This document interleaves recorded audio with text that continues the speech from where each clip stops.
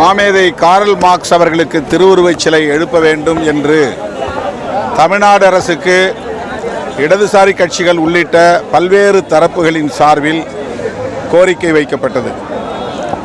விடுதலை சிறுத்தைகள் கட்சியின் சார்பிலும் அந்த சிலை அமைப்பு கோரிக்கை குழுவில் இடம்பெற்று மாண்புமிகு முதல்வருக்கு வேண்டுகோள் வைத்தோம்.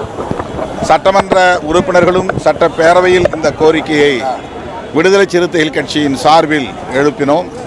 இன்றைக்கு மாண்புமிகு முதல்வர் அவர்கள் மாமேதை கார்ல் மார்க்ஸ் அவர்களுக்கு கன்னிமரா நூலகத்தின் வாயிலில் இந்த பிரமாண்டமான திருவுருவச் சிலையை நிறுவி திறந்து வைத்திருப்பது மகிழ்ச்சி அளிக்கிறது, பெருமை அளிக்கிறது.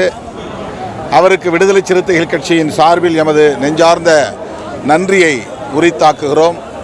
மாமேதை கார்ல் மார்க்ஸ் பாட்டாளி வர்க்கத்தின் விடுதலைக்கான அரசியலை விதைத்தவர்.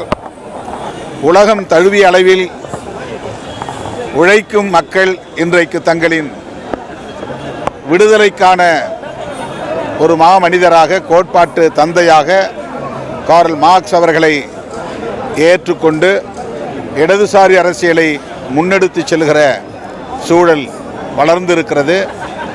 தத்துவத்தை யாராலும் வீழ்த்த முடியாது. கட்சிகளை வீழ்த்த முடியும் அல்லது கட்சிகளின் ஆட்சி நிர்வாகத்தை வீழ்த்த முடியும், தத்துவங்களை வீழ்த்த முடியாது. அந்த வகையிலே மார்க்சியத்தை எந்த சக்தியாலும் வீழ்த்த முடியாது. இன்றைக்கு இந்தியாவிலும் இடதுசாரி அரசியல் வலிமை பெற்று வருகிறது. வலதுசாரிகளுக்கு எதிராக போராடுகிற ஒரு மகத்தான கோட்பாடாக மார்க்சியம் நமக்கு துணை நிற்கிறது. அந்த வகையில் மாமேதை கார்ல் மார்க்ஸ் அவர்களுக்கு எமது செம்மாந்த வீர வணக்கத்தை செலுத்துகிறோம்.